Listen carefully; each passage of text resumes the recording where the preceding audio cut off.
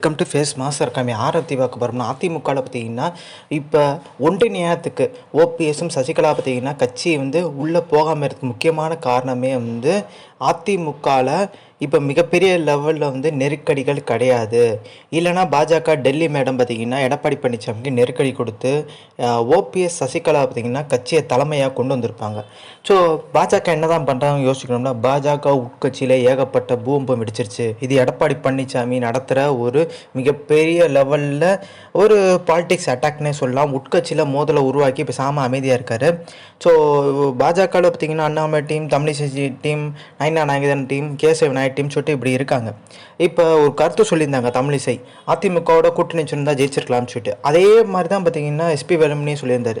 So இவங்க ரெண்டு பேரும் சொன்னதுலேயே வேலுமணி சொன்னதுக்கு அர்த்தத்துக்கு வேறு, தமிழிசை சொன்னதுக்கு அர்த்தத்துக்கு வேறு. தமிழிசை பார்த்தீங்கன்னா டைரெக்டாக அண்ணாமலை அட்டாக் பண்ணி பேசுகிறாங்க. இதே பார்த்தீங்கன்னா வேலுமணி எடப்பாடி பழனிசாமி அட்டாக் பண்ணி இந்த விஷயத்தை சொல்கிறார். ஆனால் விஷயம் ஒன்று தான், பட் அந்த கருத்துக்கள் வேறு வேறு மாதிரி தான் இருக்குது. ஸோ இதை குத்து கவனிக்கணும். சசிகலா பார்த்தீங்கன்னா அந்த கொடநாடு விஷயம் சும்மா இருக்கும்போது இழுக்கவே மாட்டாங்க.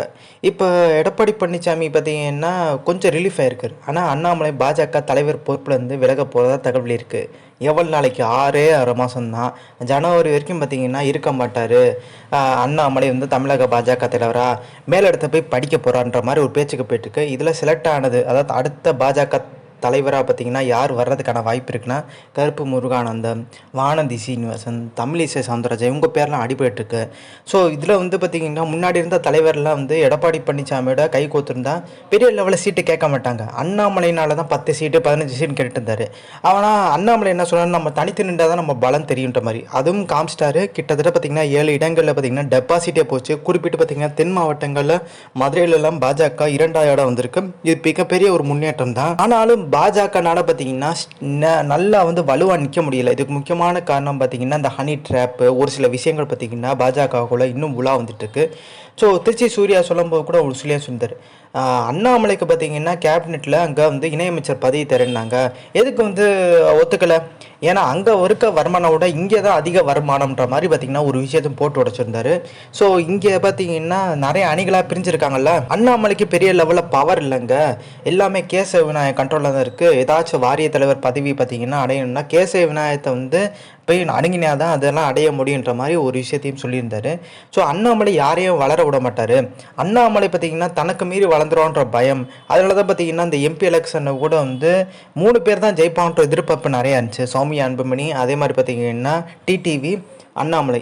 ஸோ அண்ணாமலை டிடி தோத்துட்டாரு. சௌமியா அன்புமணி பார்த்திங்கன்னா ஜெயிக்க வேண்டிய இடத்துல இருந்தாங்க.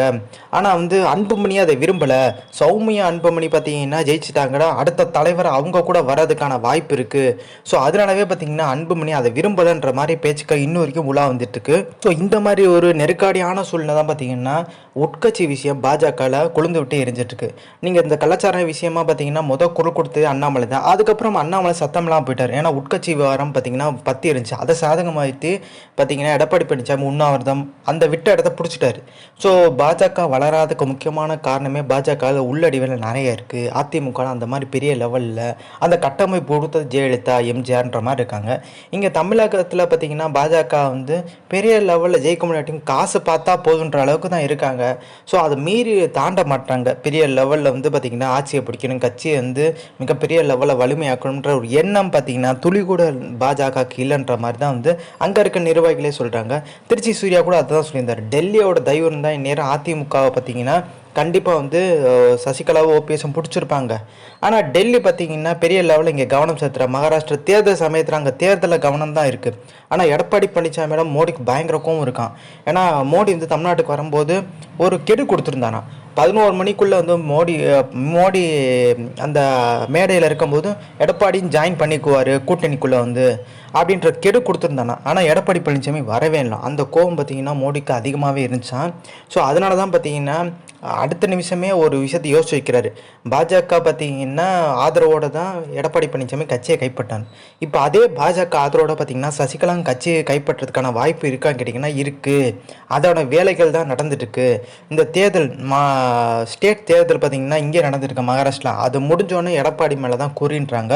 ஸோ அது மட்டும் கிடையாது, இந்த டெண்டர் முறைகேடு, இந்த கொடநாடு விஷயம், தூத்துக்குடி விஷயம், ஏகப்பட்ட நெருக்கடி பார்த்திங்கன்னா எடப்பாடி பழனிசாமி தருன்றாங்க.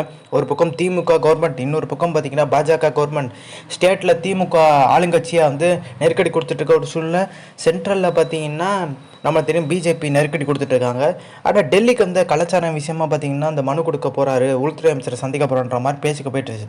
ஆனால் இன்னொரு தரப்பு என்ன சொன்னாங்க, கெஞ்சதாங்க போகிறாரு, அவர் வழக்கெல்லாம் வேகம் எடுக்க ஆரம்பிச்சிருச்சு, அதை சமாளிக்க முடியாது திணறிட்டு இருக்காரு. ஸோ நிலைமை வந்து கைமீறி போயிடக்கூடாதுன்னு சொல்கிறக்காண்டி தான் போய் சந்திப்பே நடத்துகிறான்ற மாதிரி இன்னொரு தரப்பு சொல்லிட்டு இருக்காங்க.